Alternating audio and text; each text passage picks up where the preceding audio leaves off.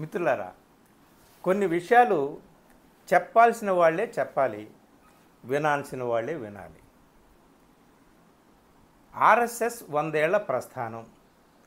దీని మీద ఆర్ఎస్ఎస్ భక్తులు, ఆర్ఎస్ఎస్ అధినేతలు అందరూ కూడా ఏం మాట్లాడతారో మనకు తెలుసు. దీన్ని హిస్టారికల్ పెర్స్పెక్టివ్తో సత్యాన్వేషణ చేసి, సత్య పరిశోధన చేసి, వాస్తవాలు ఏమిటి అనేటటువంటి చెప్పేటటువంటి వాళ్ళు నిజంగా అథెంటిక్ పర్సన్స్ నిజంగా ఏం చెప్పారు ఏమిటి అనేటటువంటిది ఇప్పుడు మనకు కావాలండి.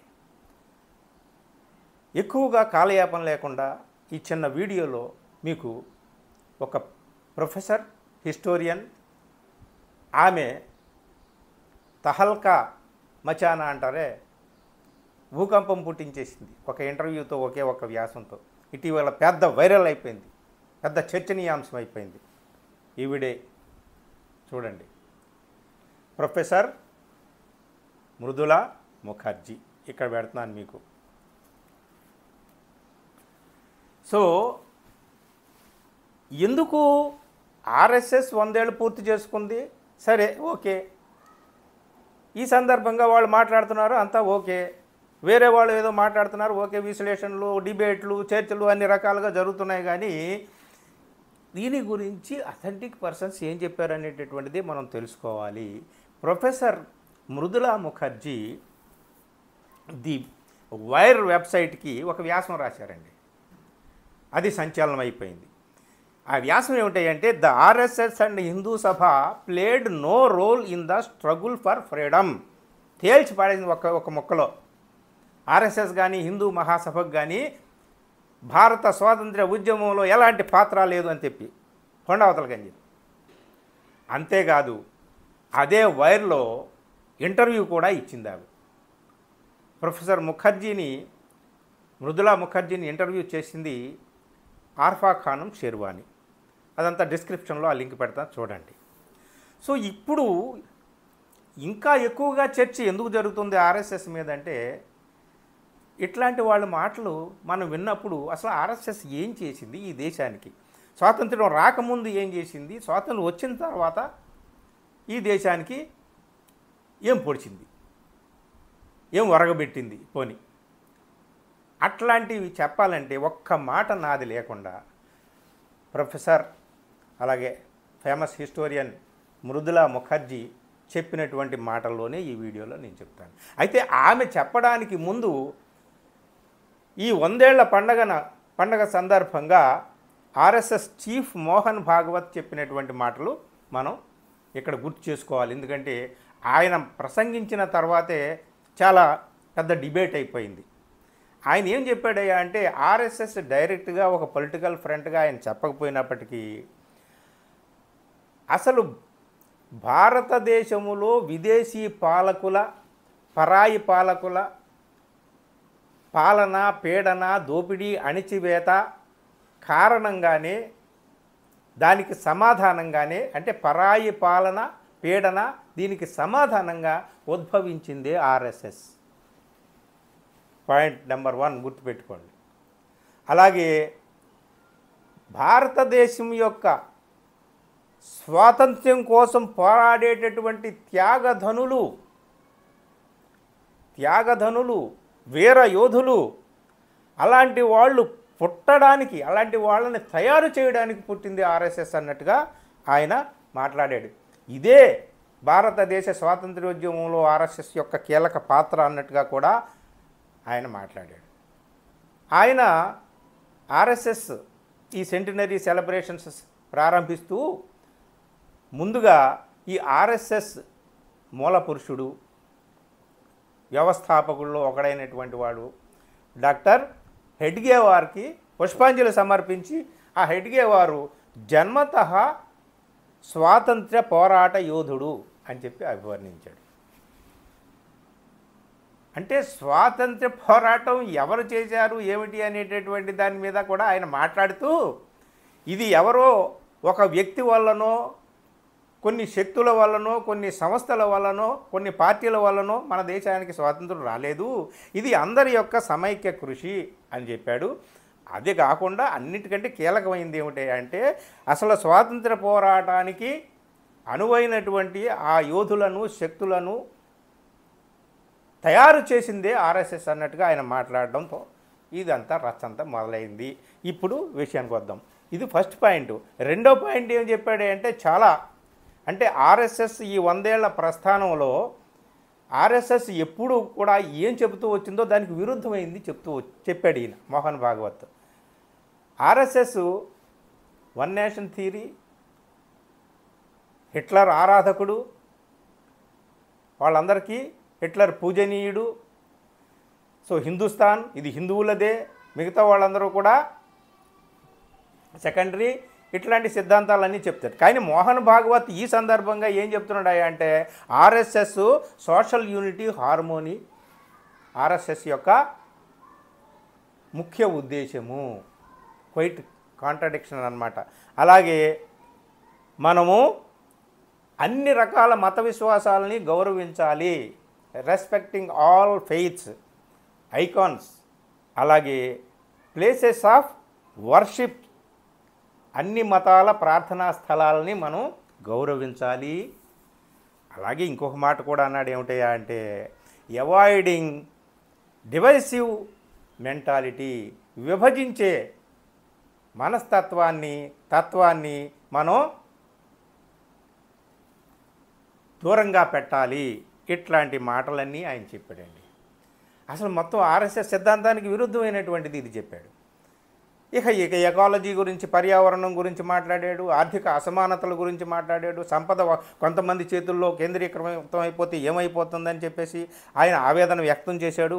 అంతా కూడా ఏది ఏమైనప్పటికీ కూడా నేషన్ బిల్డింగ్లో, క్యారెక్టర్ డెవలప్మెంట్లో, సెల్ఫ్లెస్ సర్వీసులో ఆర్ఎస్ఎస్ యొక్క పాత్ర అమోఘమైంది, అనిర్వచనీయమైనది, అనన్య సామాన్యమైంది, అసాధారణమైంది అన్నట్టుగా ఆయన మాట్లాడాడు. దీని తర్వాత రిపర్కషన్స్ అంటే చాలా ఇక డిస్కషన్స్, డిబేట్స్ మొదలైనవి. ఇక ఇప్పుడు ప్రొఫెసర్ మృదులా ముఖర్జీ గారు చెప్పిన విషయాల్లోకి వస్తే ఫస్ట్ పాయింట్, అసలు నువ్వు ఆర్ఎస్ఎస్ నువ్వు ఎక్కడున్నావు అని అడిగింది ఆమె. అసలు ఒక్కొక్క మాట అసలు వినండి మీరు, మతిపోతుందన్నమాట, బ్లాస్టింగ్.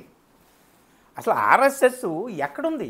జాతీయ ఉద్యమం ఒక యుద్ధం జరుగుతున్నప్పుడు వేలాది మంది యువకులు, సాధారణ ప్రజలు ప్రాణాలు కోల్పోతున్నప్పుడు ఇక్కడ ఏ ఉద్యమంలో ఆర్ఎస్ఎస్ ఉందో చెప్పమనండి. యాంటీ సైమన్ కమిషన్ మూమెంట్లో ఉందా, లేదా సివిల్ ఒబీడియన్స్ మూమెంట్లో ఉందా, క్విట్ ఇండియా మూమెంట్లో ఉందా, ఏ సత్యాగ్రహంలో ఉంది, సోషలిస్టులు కమ్యూనిస్టులు నిర్వహించినటువంటి కిసాన్ మూమెంట్లో ఉందా, లేదా ట్రేడ్ యూనియన్ మూమెంట్లో ఉందా, ఎక్కడుంది చెప్పమనండి అని చెప్పేసి ఆవిడ బల్ల కొద్ది మరి ఆ ఇంటర్వ్యూలో ఆమె అడిగిందండి. ఆమె చాలా పుస్తకాలు రాశారు, మీరు కొట్టండి ప్రొఫెసర్ మృదులా ముఖర్జీ రైటింగ్స్ అని చెప్పేసి, బిపిన్ చంద్ర లాంటి హిస్టోరియన్స్తో కలిసి రాసినటువంటి పుస్తకాలు ఉన్నాయి, చాలా పుస్తకాలు ఉన్నాయి. ఆవిడ జవహర్లాల్ నెహ్రూ యూనివర్సిటీలో ప్రొఫెసర్గా చేశారు. అలాగే నెహ్రూ మెమోరియల్ అండ్ లైబ్రరీకి ఆమె డైరెక్టర్గా ఉన్నారు. ఎన్నో విదేశీ యూనివర్సిటీలకి ఆమె ఆనరబుల్ ప్రొఫెసర్గా, విజిటింగ్ ప్రొఫెసర్గా కూడా ఉన్నారు. ఆమెకు చాలా పెద్ద పేరు ఉంది హిస్టోరియన్గా. సో ఆమె ఫస్ట్ ప్రశ్న ఇది అడిగింది. సివిల్ ఒబీడియన్స్ మూవ్మెంట్లో ఆర్ఎస్ఎస్ కార్యకర్తలు వెళ్ళి పాల్గొంటామంటే వాళ్ళని ఆపిందే హెడ్ గేవార్ అని చెప్పిందండి. చాలా ఆశ్చర్యకరమైన విషయాలు ఇవన్నీ కూడా. అయ్యి బాబోయ్, మనం అసలు తట్టుకోలేము. మీరు ఆగండి, మీరు వెళ్ళి అక్కడికి వెళ్ళి అనవసరంగా మీ ప్రాణాలు తీసుకోకండి, మీ శక్తిని వాడాల్సినటువంటి అసలు యుద్ధం ముందు రాబోతుంది. ముందు ఏంటో అసలు యుద్ధం ఏంటో మనకు తెలుసు. ఇప్పుడు వాళ్ళు చేస్తున్నటువంటి యుద్ధం ఏంటో అక్కడ వాడుదురు. కానీ మీ శక్తిని, మీ బలాన్ని అంతటినీ కూడా మీరు ఆగండి అని చెప్పి కేడర్ని ఆఫ్ చేసాడంట. సివిల్ ఒబీడియన్స్లో డైరెక్ట్గా ఆయన పాల్గొనకుండా, అయ్యో అందరూ జైలుకి వెళ్తున్నారు, మనం వెళ్ళకపోతే ఎలాగని చెప్పి వేరే కొంపటి పెట్టి ఆ రకంగా ఆయనకు జైలుకి వెళ్ళి వచ్చాడని చెప్పేసి ఈమె చెప్పిన మాట. ఇంకొకటి ఏమిటంటే అసలు ఆర్ఎస్ఎస్కి మూల పురుషులైనటువంటి ఎడ్గేవార్ కానీ, గోల్వాల్కర్ కానీ, సావర్కర్ కానీ వాళ్ళు ఏమి రాశారు, ఏం మాట్లాడారు, ఏమిటి అనేటటువంటి విషయం క్లియర్ కట్గా చెప్పింది.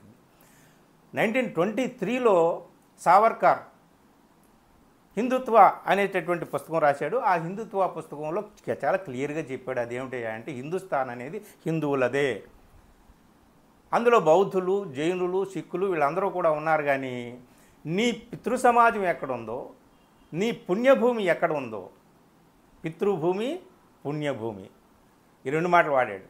అంటే బయట నుంచి వచ్చినటువంటి అంటే ఈ ముస్లిం సమాజం కానీ క్రిస్టియన్ సమాజం కానీ వాళ్ళ యొక్క మూలాలు ఎక్కడ ఉన్నాయో వాళ్ళు అక్కడ వాళ్ళు ఇక్కడ వాళ్ళు కాదు అని చెప్పేసి. అలాగే ఈ గోల్వార్కర్ కానీ సావర్కర్ కానీ వీళ్ళు హిట్లర్నే తమ ఆరాధనీయ నియంతగా పాలకుడిగా వాళ్ళు తీసుకున్నారు. అలాగే ఈ ఆర్ఎస్ఎస్ మూల స్థాపకుల్లో ఒకడైనటువంటి హిందూ మహాసభలో చాలా కీలకమైనటువంటి డాక్టర్ ముంజే ఎప్పుడు 1931లో రౌండ్ టేబుల్ సమావేశానికి లండన్ వెళ్ళి అటు నుంచి వస్తూ రోమ్ వెళ్ళి ముస్సోలిని అంటే ఆయనకి చాలా భక్తి. అక్కడికి వెళ్ళి అక్కడ పిల్లల కోసం పెద్దల కోసం ఉన్నటువంటి ఫ్యాసిస్ట్ ఆర్గనైజేషన్స్ వాటినన్నింటినీ కూడా పరిశీలించి అధ్యయనం చేసి అలాంటిదే ఇక్కడ కూడా ఉండాలని చెప్పి ఇవన్నీ కూడా చేసి ఇక్కడ ఆర్ఎస్ఎస్ సూత్రీకరణలు సిద్ధాంతాలు తయారు చేశారు. ఇదిరా నాయనా అని చెప్పేసి ఈ వీర సావర్కర్ పోని ఏమన్నా జైలుకి వెళ్ళి నిశ్శబ్దంగా ఉన్నాడా, భగత్ సింగ్ లాగా ఉరికంబం ఎక్కాడా అంటే ఆయన జైలు కాలాపానీలో ఉన్నమాట నిజమే. కానీ ఆయన ఉన్నన్నాళ్ళు పదే బ్రిటిష్ సామ్రాజ్యవాదుల ముందు మోకరిల్లి విన్నపాలు చేసుకొని విజ్ఞప్తి పత్రాలు రాసి విడుదల చేయమంటే వాళ్ళు మొత్తానికి ఆ విజ్ఞప్తి మన్నించి ఆయన విడుదల చేసి ఒక జిల్లాలో గృహ నిర్బంధంలో ఉంచారు. ఆయన కూడా ఏం పొడిచింది ఏమి లేదు అని చెప్పేసి ఈమె చెప్పింది. ఇంకొక చాలా పెద్ద స్టన్నింగ్ మనకి షాకింగ్ విషయం ఏమిటంటే ఈ 2 నేషన్ థియరీ ఏదో ముస్లిం లీగ్ నుంచి వచ్చిందో జిన్నా నుంచి వచ్చిందో అని అందరూ అనుకుంటూ ఉంటారు కదా. అసలు ఈ 2 నేషన్ థియరీని మాట్లాడింది దాని గురించి రాసింది కూడా సావర్కరే అని చెప్పి ఈమె చెప్పిందండి. ఆయన రైటింగ్స్ ఉన్నాయి. కాకపోతే ముస్లిం లీగ్ ఆ మాటను పట్టుకునేటప్పటికి ఆయన ఆ మాట ఎట్లా దాన్ని ఎలా మార్చాడంటే 1 నేషన్ 1 కమ్యూనిటీ, 2 నేషన్ దాన్ని 1 నేషన్ 1 కమ్యూనిటీ అంటే హిట్లరు ఆయన ఏం చెప్పాడు, German nation juice community. So వాళ్ళు నాజీలకి సంబంధించినటువంటిది జర్మనీ, జ్యూస్ అనేటటువంటి వాళ్ళని మనం ఏరి అవతల పాడేయాలని చెప్పి ఆయన అధికారంలోకి వచ్చిన తర్వాత ఆయన సాగించినటువంటి ఆ నరమేధం, ఆ రక్త పిపాసతో కూడుకున్నటువంటి ఆ విధ్వంసం అదంతా కూడా మనకు తెలుసు. ఆయన వీళ్ళందరికీ ఆరాధనీయుడు. ఇది ఆర్ఎస్ఎస్ యొక్క చరిత్ర అని చెప్తూ, అలాగే అసలు హిందూయిజంలో ఇంకొక మాట ఈవిడ చెప్పింది, ప్రొఫెసర్ మృదుల.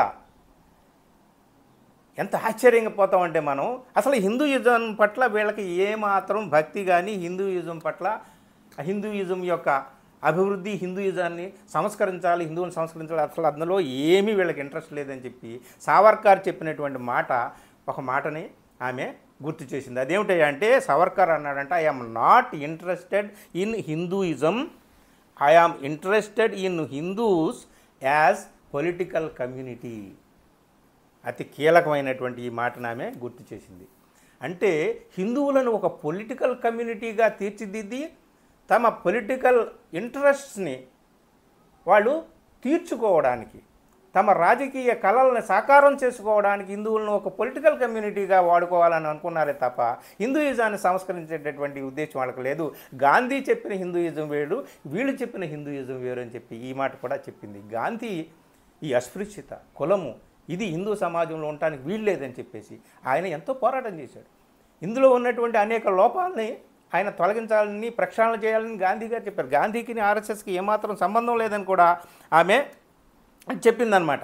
సో మొత్తానికి ఎవరైతే ఈ మూల విరాటులు ఉన్నారో వాళ్ళు చెప్పినటువంటి సిద్ధాంతాలు ఇవి. వాళ్ళు ఏ రోజున కూడా స్వాతంత్ర్యోద్యమంలో పాల్గొనలేదని తేల్చిపాడేసి, మరి అయితే ఇప్పుడేమిటి మోహన్ భాగవత్ గారు సోషల్ యూనిటీ, హార్మోనీ మా ప్రయారిటీ అని అంటున్నాడు. అలాగే మనం we have to respect all faiths అంటున్నాడు, ఆల్ వర్షిప్స్ అంటున్నాడు, ప్లేసెస్ ఆఫ్ వర్షిప్స్. మరి నిజంగా ప్లేసెస్ ఆఫ్ వర్షిప్స్ని మనం అందరినీ గౌరవించాలంటే ఈ కూల్చివేతలు ఎందుకు? బుల్డోజర్ సంస్కృతి ఎట్లా వచ్చింది మనకి? ఈ మసీదుల కూల్చివేత, తవ్వకాలు ఇవన్నీ ఎలా వచ్చినాయి? అన్ని మత విశ్వాసాలని గౌరవించాలనుకున్నప్పుడు, అందరూ సమానమే అని అనుకుంటున్నప్పుడు ఈ డివైసివ్ మెంటాలిటీని ఆయన వ్యతిరేకించాడు. ఇప్పుడు ఈయన చెప్పినటువంటి కొత్తగా ఆయన చేసినటువంటి ఉపన్యాసంలో అవాయిడింగ్ డివైసివ్ మెంటాలిటీ, విభజించేటటువంటి తత్వాన్ని దూరం పెట్టాలని చెప్పేసి కూడా ఆయన మాట్లాడాడు. కానీ జరిగిందంతా ఏమిటి? ప్రీ ఇండిపెండెన్స్ ఇండియాలో వాళ్ళు చేసింది ఏమీ లేదు. ఆఫ్టర్ ఇండిపెండెన్స్ ఇండియాలో వాళ్ళు ఆర్థిక అభివృద్ధికి కానీ, ఉద్యోగాల ఉపాధి కల్పనలో కానీ, పరిశ్రమల అభివృద్ధిలో కానీ యువకుల అభివృద్ధిలో కానీ మహిళల అభివృద్ధిలో కానీ విద్యా అవకాశాలు ఉద్యోగ అవకాశాల అభివృద్ధిలో కానీ ఏ రంగంలోనూ వాళ్ళు పర్టికులర్గా ఇదిగో ఇది మేము చేసామని చెప్పమానండి అని చెప్తే ఏమీ లేదు. మరి ఏమో ఈయన ఒక పక్క నుంచి ఎకనామిక్ ఇన్ఈక్వాలిటీస్ గురించి మాట్లాడాడు, సంపద ఒకరి చేతుల్లో కేంద్రీకృతం కాకూడదని మాట్లాడాడు, అలాగే పర్యావరణం గురించి మాట్లాడాడు. ఇదంతా కూడా ఆర్ఎస్ఎస్ చెప్పినటువంటి ఆ మూల పురుషులు చెప్పినటువంటి సిద్ధాంతాలు కానీ ఆ సూత్రీకరణలు కానీ వాటన్నిటికీ విరుద్ధం. జరిగినటువంటి విషయం కూడా ఆఫ్టర్ ఇండిపెండెన్స్ జరిగినటువంటి ఈ ఆర్ఎస్ఎస్ చేసినటువంటి ఈ వ్యవహారం ఇదంతా కూడా మాబ్ లించింగ్ కావచ్చు, అలాగే ఒక వర్గం వారిని ఏరి పారేసేటటువంటి సెకండ్ సిటిజన్స్గా చేసేటటువంటి చట్టాలను వచ్చేటటువంటి విషయంలో కావచ్చు, ప్రార్థనా స్థలాలను కూల్చివేసేటటువంటి విషయంలో కావచ్చు, ఇక ఎన్నెన్ని విషయాలు ఉన్నాయి. అందులో హార్మనీ ఎక్కడుంది, యూనిటీ ఎక్కడుంది? ఇదంతా జరుగుతున్నది ఒకటి, చేస్తున్నది ఒకటి.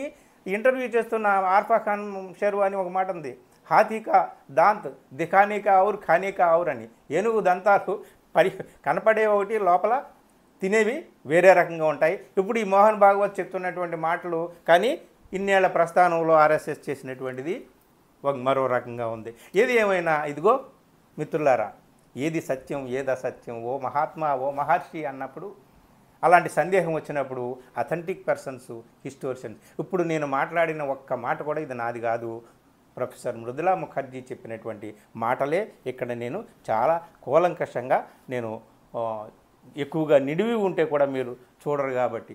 సరే, ఈ సందర్భంగా సెలబ్రిటీలు వాళ్ళు వీళ్ళు ఓహో అని చెప్పేసి గెంతులేసి స్టూడియోలో మాట్లాడినటువంటి మాటలు.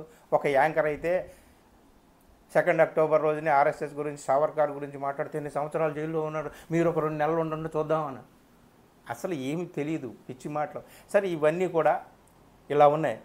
సో ఈ మోహన్ భాగవత్ మాట్లాడినటువంటి మాటలు వింటే ఈ జనరేషన్ వాళ్ళు వింటే అయ్యో, స్వాతంత్ర సమరంలో ఆర్ఎస్ఎస్ పాత్ర, త్యాగధనులు వీరయోధుల్ని పుట్టించినటువంటిది ఆర్ఎస్ఎస్. ఆ తర్వాత ఈ దేశంలో కమ్యూనల్ హార్మోనీకి అలాగే ప్లేసెస్ ఆఫ్ వర్షిప్స్ని గౌరవించడంలోనూ యూనిటీని కాపాడడంలోనూ ఇదంతా కూడా ఆర్ఎస్ఎస్ చాలా ఘనమైన పాత్ర వహించిందేమో అని చెప్పేసి అందరూ అనుకుంటారు. ఇగో ఇట్లాంటి వాళ్ళు ఏది నిజమో ఏది అబద్ధం తెలుసుకోవాలంటే ఇదిగో ఇట్లాంటి వాళ్ళ మాటలు మనం వినాలి, అప్పుడు కానీ తెలుసుకోలేము. నిజం తెలుసుకుంటేనే కానీ మనం నిజం వైపు నిలబడాలన్న స్పృహతో చైతన్యంతో వ్యవహరించలేము. కాబట్టి నిజం తెలుసుకోవాలి, ఆ నిజం చెప్పేటటువంటి వాళ్ళు ఎవరో కూడా మనం పోల్చుకోవాలి, అప్పుడే అసలు విషయాలన్నీ తెలుస్తాయి. ఇదండి ఆర్ఎస్ఎస్ యొక్క 100 ఏళ్ల మహాప్రస్థానం. మహానుభావురాలు ప్రొఫెసర్ మృదులా ముఖర్జీకి నమస్కారం పెడుతూ మీ అందరి తరపున వీడియో నచ్చితే మిత్రులకు షేర్ చేయండి. Thank you.